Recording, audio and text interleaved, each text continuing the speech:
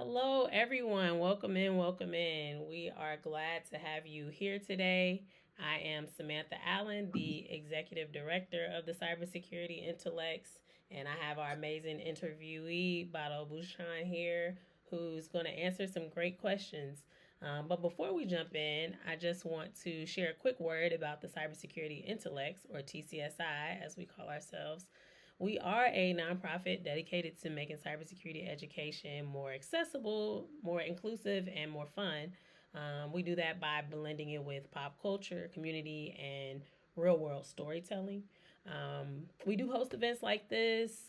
We host in person events. We run our annual scholarship program that just recently wrapped up for this year's cycle. And we create resources that help people from, students to professionals understand and really thrive in the digital world when it comes to cybersecurity and data privacy.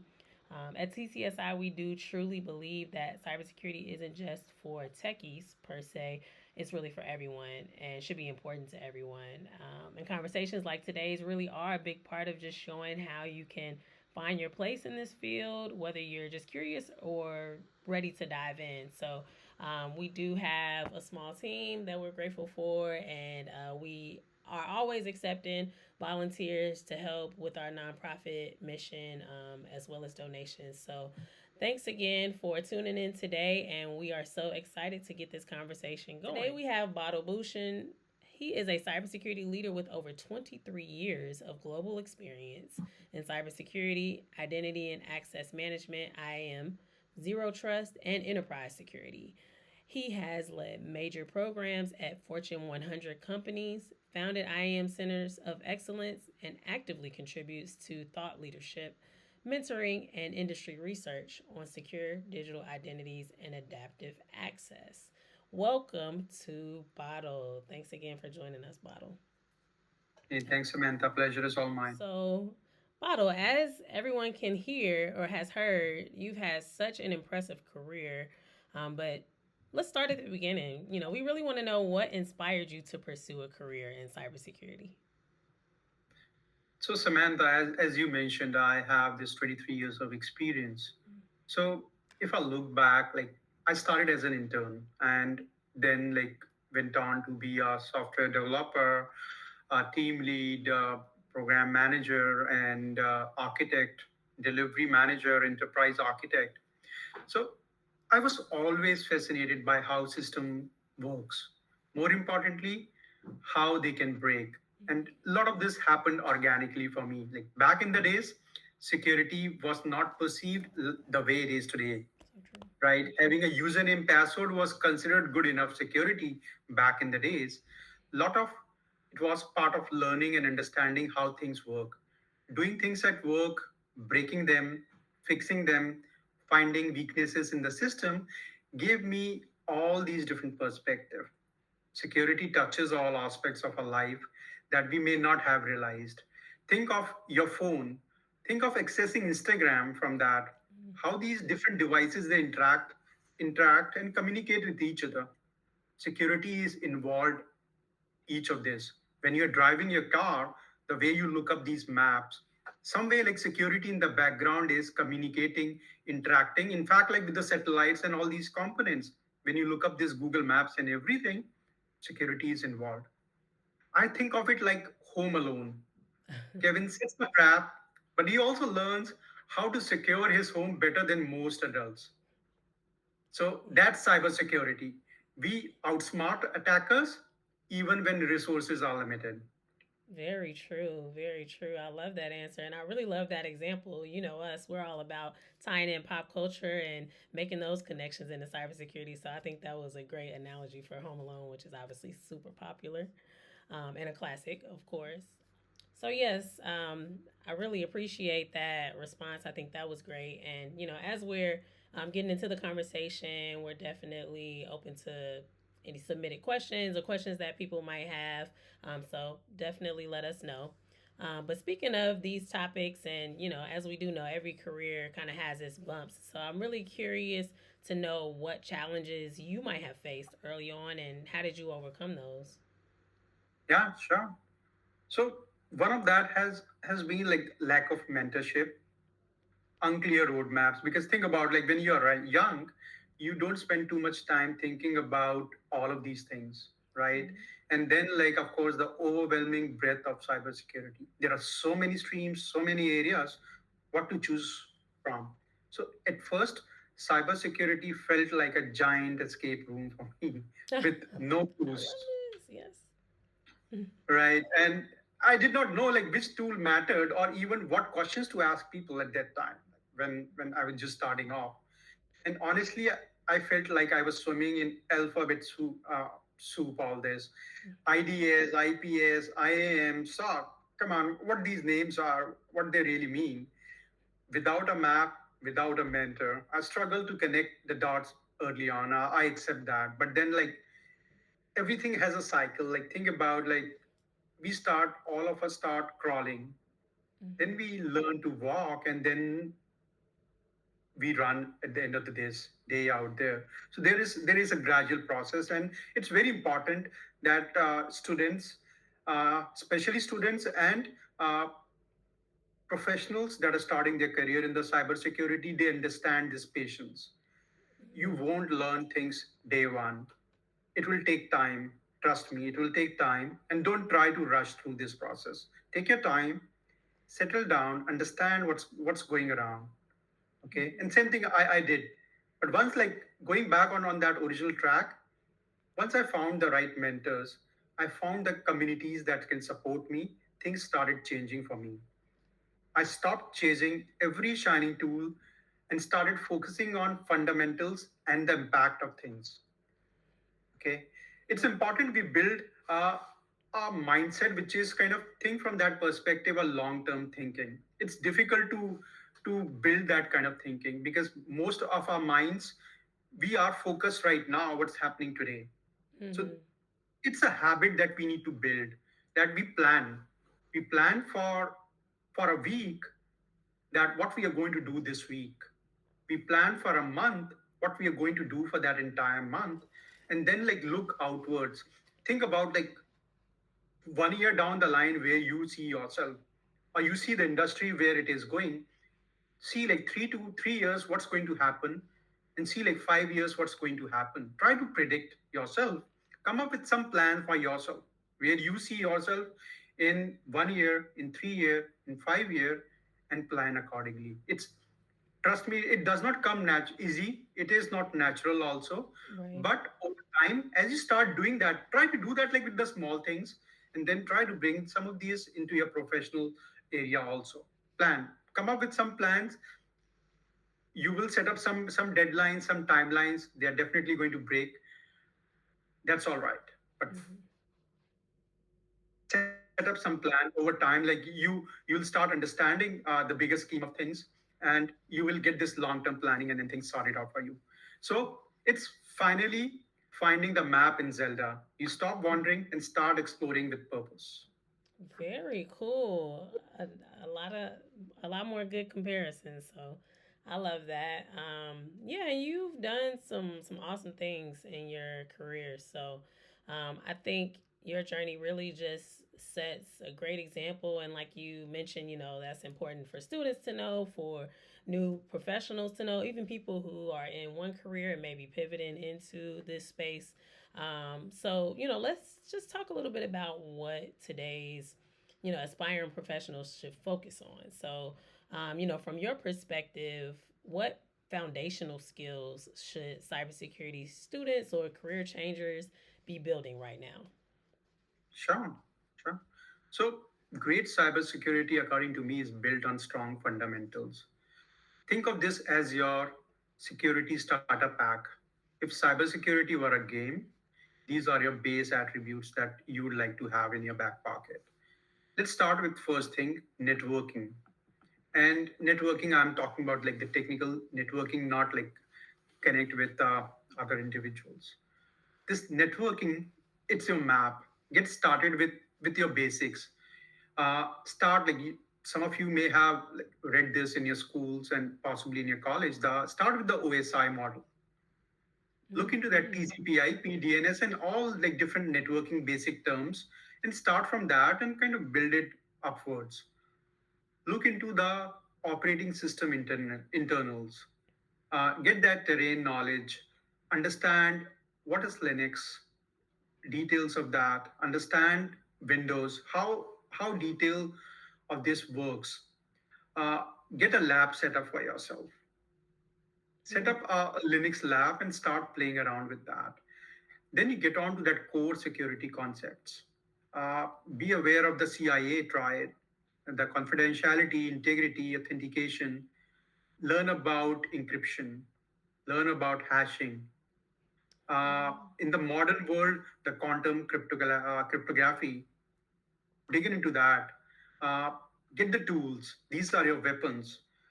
Look, there are different tools out there. The burp suit, Metasploit, Seams. Start kind of getting these tools. Just don't install them, explore them. For Get sure. the basics. Scripting. These are superpowers. Okay. The crafting skills. Start with Python. It's easy to learn and understand. And PowerShell. These are tools like for automation. I've just named these couple fews. There are hundreds and many scripting tools that are there, Yeah. right? Uh, Go on to the two cloud side. Uh, Try AWS, try GCP, try Azure. There are free versions of that available. You can go out and create free accounts for yourself and start playing around with that. Last but not the least, the AI basics. This modern world, nothing gets completed without AI ML. So it's coming for everything, including security also. I should stop saying it's coming. It has already arrived. It's there. So understand the fundamentals of that. It's very critical and important that in today's time, uh, everyone go out and learn AI. In fact, like from the cybersecurity perspective also, AI is very critical and important. For So sure. these are like some of the basic things that I would like to call at this time that students, professionals, and aspirants they should start digging in more.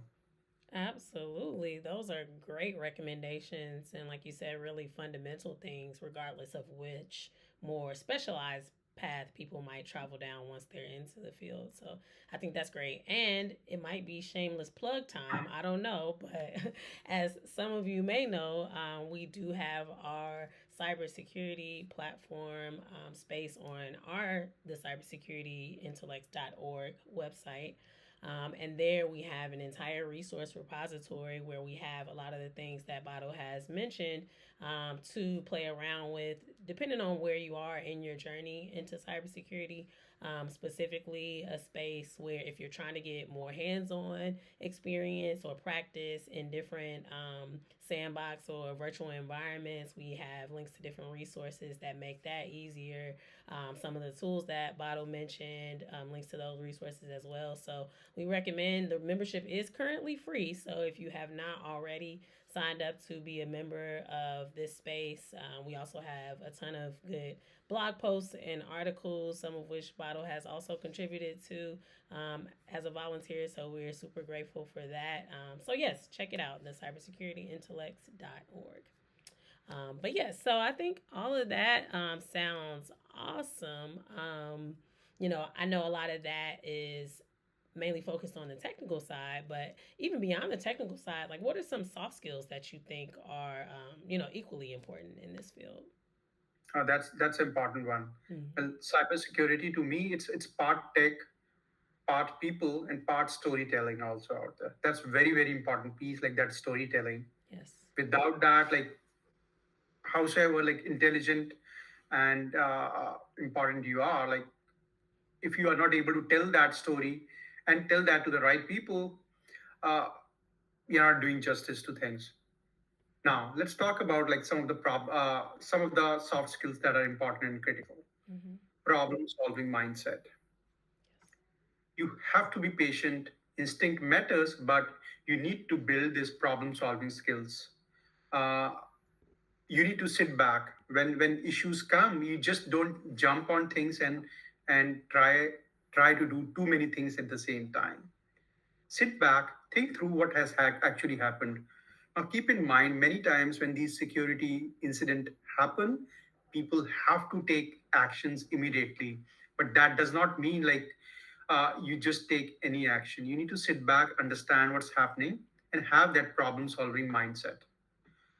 Risk communication and storytelling. So that clear communication, especially to the non-tech folks, explain a breach without making them panic. It's very important that you are able to communicate to different stakeholders what actually is happening. When a security incident happens, you need to interact with your leadership, you need to interact with your peers, and at times you have to go out and reach out to general public and the press and everyone. So this communication is very important. The storytelling uh, skill is very important. So learn that. Learn to collaborate and function with the cross-functional teams. Very important as a cybersecurity aspirant that you understand to interact with different groups, because cybersecurity by itself you cannot exist. You are there to support the business. You are there to support the application teams. You are there to support the infrastructure groups. So you need to partner with all these cross-functional teams. So learn and understand how to engage and interact with them. Adaptability in high pressure, incident driven environments, very important, because cybersecurity is a fast moving environment, and it's very important that you adapt to that. Mm-hmm. Learn to understand, learn to handle this conflict handling. Very important when you work in a high pressure cross functional team, because everyone wants to win in this kind of a situation. So it's very important how you handle those conflicts when you are working in a team. And be a team person and an active listener, because many a times we all like to speak. Sometimes it's better to listen to what's happening around. It's very important that we listen to other people's perspective also. So that active listening is very important. And then critical thinking and under pressure, it's very important as well. Awesome. All very important things. And I do love how you touched on teamwork and collaboration, because those are important things no matter what field you're in, but for sure in this field as well. So I think that's absolutely awesome. And, once you've got those skills, I think the next step is really building credibility, right? That's something that's important in this space. So let's talk a little bit about certifications. Like, how should students or early career professionals approach certifications? Any do's or don'ts? So one thing I would like to call out that certifications shows commitment, but they Yes. don't replace the hands-on experience. Okay. Mm-hmm. It's good to have that certification, uh, but make sure like it adds some value to overall your character. Correct. Choose certs that align with your interest. Don't collect them like trading cards, Pokemon, and try to apply what you learn also. So Absolutely. very important. Saying all that, uh, I would like to call certs as a tools in your backpack, not badges on your sash. Mm-hmm. Okay, if I will start this all over again for myself. I'll probably start with some CompTIA Security Plus certifications. They are good foundational certifications, and think of them as your learner's permit out there. Mm-hmm. Once you have done that, there are some other industry certifications, namely like SSCP, Certified Ethical Hacking, some Cisco certifications. They are also good for early career roles out there. Once you have got those, then you can, based on your interest and your area of expertise, you can get some network plus certifications. There are a lot of good Linux plus certifications also out there. And then a lot of these cloud providers, they provide some good foundational certifications from AWS, Azure, and Google Cloud Platform perspective. And once you are through with all of this, I think there is that next year where you can go in for CISSP, which is kind of very important and highly rated certification. And today in modern worlds, another variant of CISSP, which is CCSP, Mm-hmm. which is kind of equivalent to CISSP, but from the cloud perspective. So these are like very good two certifications that you can go on for, and then cloud services like Azure, like AWS, they provide their own security certifications, which aspirants can try and go for. For sure. These are all great recommendations. And again, we do also have a space on our website that has a list and links to a lot of these certifications. So if you are, any of you out there are interested in diving into those or just seeing what they're about, definitely recommend visiting that page of our website to get a little bit more information on how to proceed there.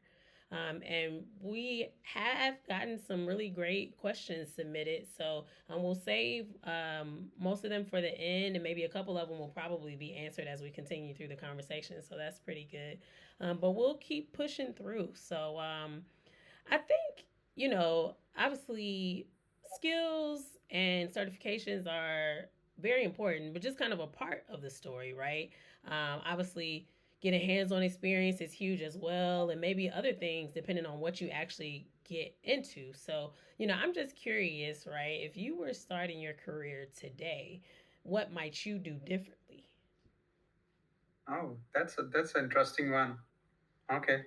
Well, first of all, I'll try to find mentors early on because as I called out like previously, that is one thing that I missed out.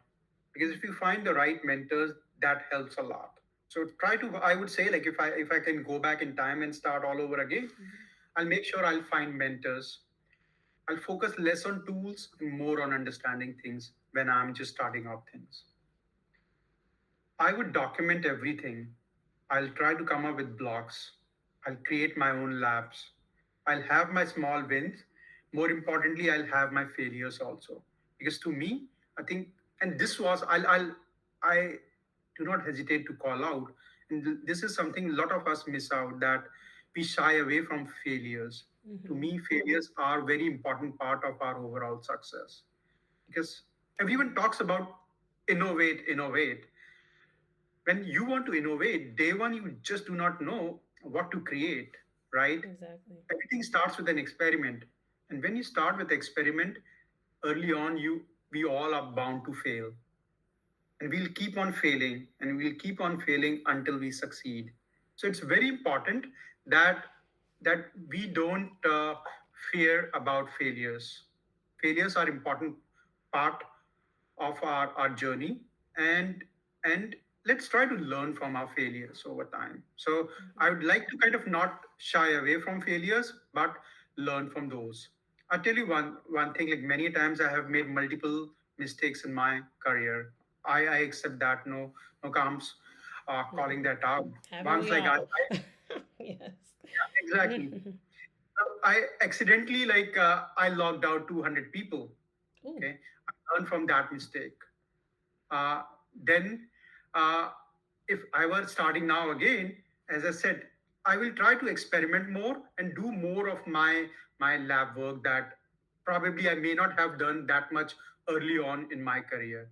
So mistakes, again repeating that, they makes a great teacher, and another day great LinkedIn post also eventually. So yep, I think that's kind of where I am with if I have to start all over again.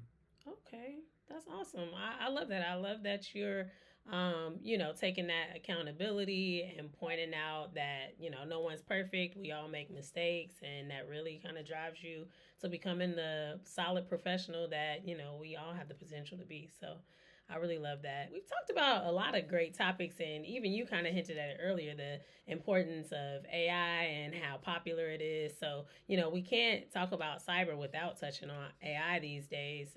It's everywhere right now. So, with it becoming more mainstream and really impacting how we work and learn, even, how do you think we can use some of these tools responsibly and intentionally in our communities and careers?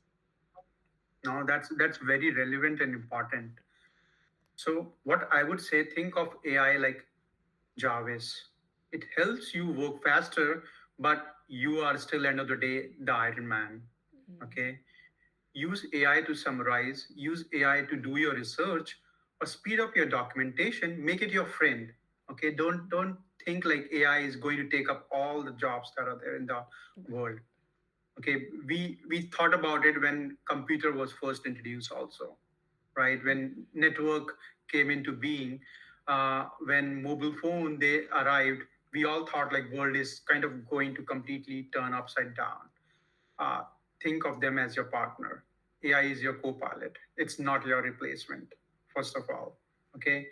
But at the same time, I would like us to verify, we would like us to caution, and don't outsource your ethics. Okay. Use AI to make yourself smarter, not lazier.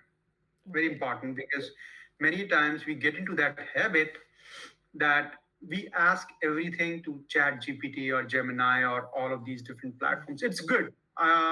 I do not have any issues using that, as long as we are using that to improve our knowledge and understanding. Right. Because what happens, it comes from a bias. When we type something, it tries to, and I would say, like, go out and check this. It plays with your psychology. Mm-hmm. What answer you want, many times it will give you that answer. So cross caution, and you understand then that it gives you some understanding, but then you use your own common sense also, and use AI to help you learn more and be a better human. Remember, Jarvis never pressed the launch button without Tony Stark's permission. Mm-hmm. Tony Stark is still in charge. Okay. And AI is going to help us, and we are still in charge. You are the human in the loop. Don't lose that and forget that. Learn AI skills. Cybersecurity and AI complement each other. Using AI to make cybersecurity stronger, at the same time, use cybersecurity to make AI stronger. It's they act as in a complementary role, I would say, in today's time. Okay. AI is helping cybersecurity, but at the same time, we would like to use cybersecurity to improve a lot of use cases within AI. Mm-hmm. Very nice. Yeah, no, I appreciate that perspective. So I think that'll definitely help wake us up and see, how those tie-ins work and where the correlation lies between the two. So I think that's absolutely awesome. And you made some great pop culture references and tie-ins with Iron Man and everything. And we wouldn't be TCSI if we didn't throw in a little pop culture spin. So if you had to explain zero trust or phishing using a pop culture reference, what would you use? Yeah, think Okay. on that one. That's interesting. Yeah. Zero trust. Okay. Or Okay. phishing or some concept that you're really familiar with in the space. So zero trust, if I have to relate with, like, think of Game of Thrones. Even if Mm. someone is inside the castle wall, that's your network, you don't automatically trust them. Just because someone is inside the castle does not mean they are loyal. I Mm-hmm. would say you better ask Ned Stark about this, Exactly. right? So zero trust to, again, trust no one, verify explicitly, even the guy with the family sigil also. So that's like, I would like to say about zero trust. I don't know how much sense it makes, but I love it. I mean, I'm a huge Game of Thrones fan, so it makes a lot of sense to me, especially the Ned Stark reference because we all know how early he got taken out in the season. uh, Spoiler alert. exactly, Um, yeah. so I So think that's be careful, like, be vigilant, look out, and that's what, like, the whole premise of zero trust is, right? mhm. Uh, and like, we are discussing about Game of Thrones, many times people talk about, like, winter is coming throughout that entire series, and same thing was there for the AI also. AI is coming, AI is coming. Now the AI has arrived, so that winter has really arrived here, and be ready. Right. So, Wow. That was a great point. Yeah, we yep, need Jon Snow for AI. yep. And then the next one you said, phishing. Mhm. I would like to call out. I don't know how many people remember about the Catfish, the TV show. Oh, of So the course. perfect, Yeah. right? The perfect profiles, sweet message, shady link. hmm It's all bait. Very If you look shady. too good to be right, if anything looks too good to be true, it probably wants your credential. So look out for that. Be vigilant again. Just don't respond back to messages saying that you have won this lottery, or this is a remote work that you are getting, and Right. call here or click this link. Don't fall for that. Oh, one of the really popular ones right now is this. I don't know if everybody's getting this or if this is like a geographic specific thing, but I keep getting the ones about the Easy Pass being due. I don't know if you've seen that one, but talking to a couple of my friends, they've been getting that one too. I don't know what that's about, but yeah, they'll definitely try you. They'll send something shady or do something relatable, send something relatable, and yeah, you just have to be vigilant, like Bottle says. So awesome. So yeah, kind of still in the on the topic or in the vein of pop culture. What's maybe just one cybersecurity risk that you think gets overlooked in this current era of influencers and constant content sharing? Yeah, no, that's very relevant in today's time, Samantha. Uh, Millennials, and no offense to anyone, I think we are so much putting our information so much out there in public that we did not do not realize like how it can be used and exploited. For sure. One thing I would like to call out here is that geotagged oversharing. People post where they are in real time, often Mm-hmm. revealing their home addresses, routines, the purchases they are making, and security weaknesses without realizing it. Right? We expose ourselves, we expose our family members and friends in that sense. Right? Mm-hmm. And then influencer economy, content can accidentally become a reconnaissance map for stalkers, burglars, or targeted attackers out there. So look out for that. Be very careful when you are posting something out there, especially like your location, your address, your family pictures. Be careful in today's time. It's the modern equivalent of leaving your house keys under the doormat and live streaming it. So, Right. be, Wow. yeah. Yeah. So I would like people to be more careful around like posting some of this information live while they are on these different platforms. Very true. Very true. Great advice for sure. I think it's probably a good time. Maybe we can get into some of the submitted questions. I know we had a few good ones. One that came up was: is it better to complete your education or to get a job? I'm interested in your thoughts on that, Mhm. Bottle. That's interesting one, and see, I see both the perspective there, Samantha, that you get this drive that there are like different reasons, family reasons, right, personal reasons, financial aspects of that, or sometimes I get into that dilemma that I'm getting this job today, maybe I won't get it tomorrow, so let me pick up this job. That right, if you ask me my take on this, I'd like to take a middle ground. I do understand and get the perspective that picking a job is important because there are like financial aspects, and not everyone is coming from same background, right? Uh, at the same time, what I would like to stress on, if there is a possibility, people can pick a middle ground. If somewhat way we can continue our education, at the same time we can pick up this job also, because long run both of these things are very important. Education, because education is important because it makes your character, Mm-hmm. and it has a longing impact on an individual. For sure. At the same time, job gives you a real hands-on experience that you are getting. But if you fast forward to few years down the line and you look back, if I'm a recruiter today, I may want to pick someone that individual may have completed their best bachelor's or master's versus someone who is just straight out from school and Mm-hmm. and From working high on a school, job. right? So if you can continue both the things, you can have your job while completing your education. I would recommend that, but it's very important in today's time. Students, please do complete your education. uh, it's worth from a long-term perspective, but at the same time, as I said, if there are opportunities coming up, explore those and see like how you can establish a balance between the two. Very good points. I definitely appreciate that perspective. And like you said, it's really nice when you can do those things in parallel. Of course, that's not always the case.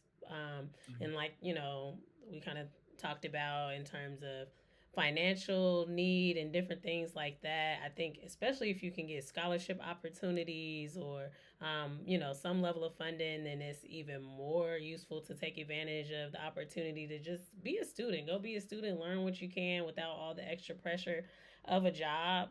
But I know, again, there are a lot of resources out there, and that hands on experience tends to be important as well. So, we definitely see both sides, but when it comes to really being able to make yourself marketable and have a lot of those skills, and that, again, we talked about earlier, that credibility under your belt, I think that education really does support that. And, I touched on it a little bit earlier, but, another plug, our scholarship, we do it annually.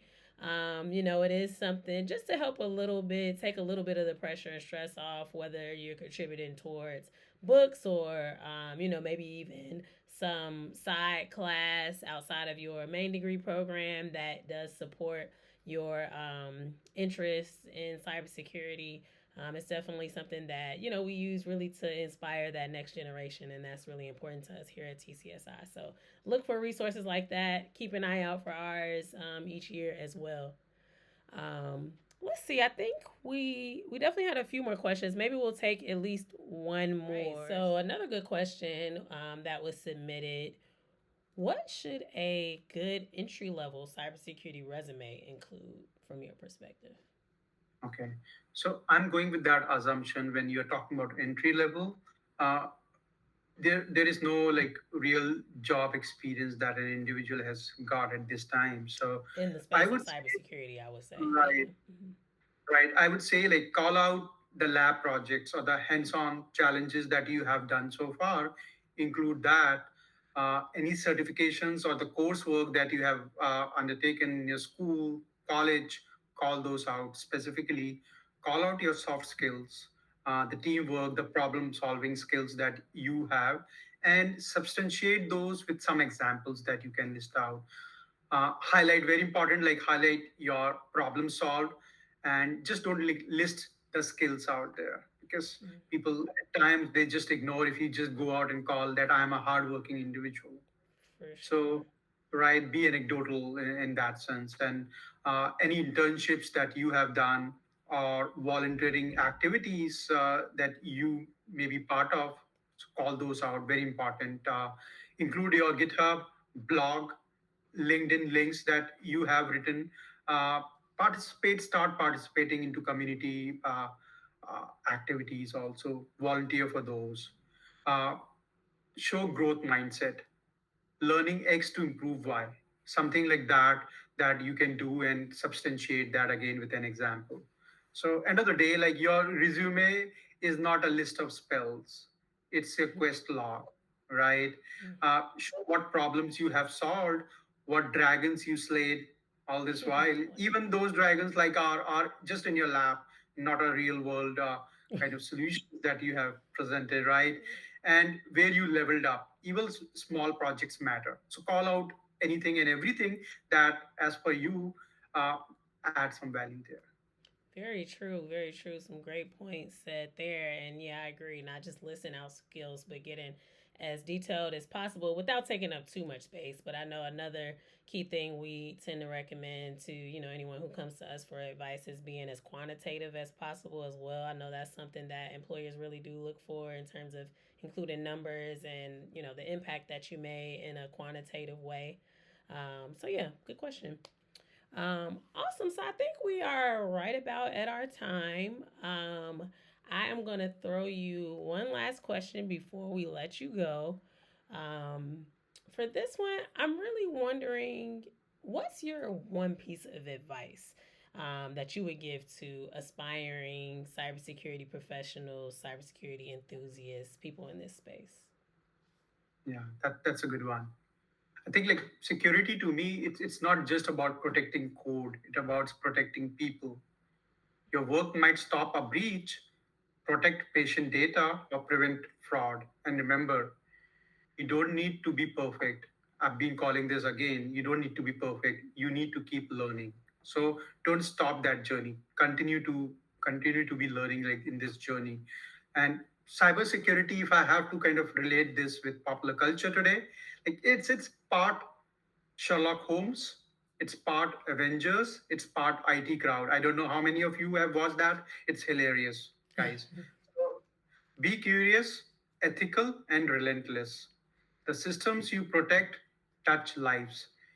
You are not just defending code, you are defending people. I'm repeating that, and that's a superhero work.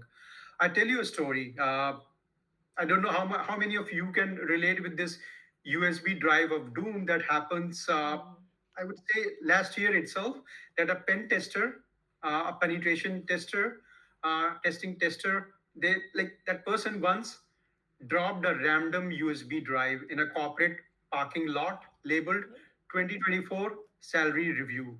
And guess what? People people were just like flooding to get that USB, and people started plugging in. Mm-hmm. Not many people did that. And you know like what happened after that. Yeah. Curiosity kills this network. This is why USB ports are like vampire invitations. You should not just let anyone in.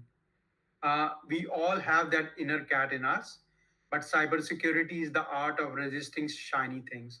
So learn that, test everything, and at the same time, have that learner's mindset.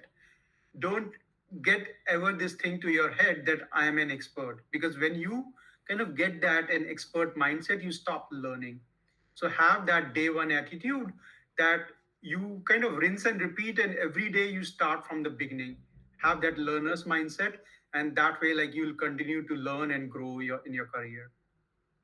Very, very good. Yes, this is all great information, and I'm sure everyone listening in has gotten some great takeaways from it. Again, we really appreciate your time, Bottle, and I'm sure you've definitely piqued the interest of some people here today, here watching today. So, what's the best way that people can kind of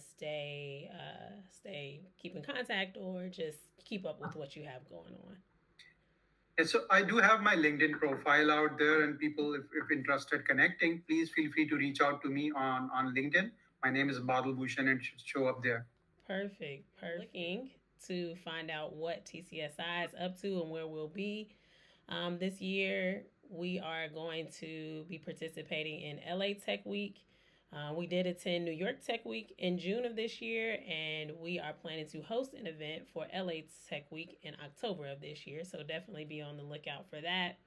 Other than that, we obviously do have our activity workbook that released this year for sale. We've been getting great feedback on that. So thanks for purchasing those for your children, yourselves, right? Because it is for all ages and just some fun ways to learn about cybersecurity while killing some stress. Again, we have awarded our scholarships for this year, and we'll be announcing that very soon. And we have some great things coming up, so definitely keep an eye out. If you need to get in contact with us, you can reach out to us via email at info@thecybersecurityintellects.org. And again, check out our website of the same name, thecybersecurityintellects.org, for more opportunities like this. And if you have suggestions, definitely let us know. Thanks again for joining, and thanks again to Badal Bhushan. Hey, thanks. Pleasure is all mine. Awesome.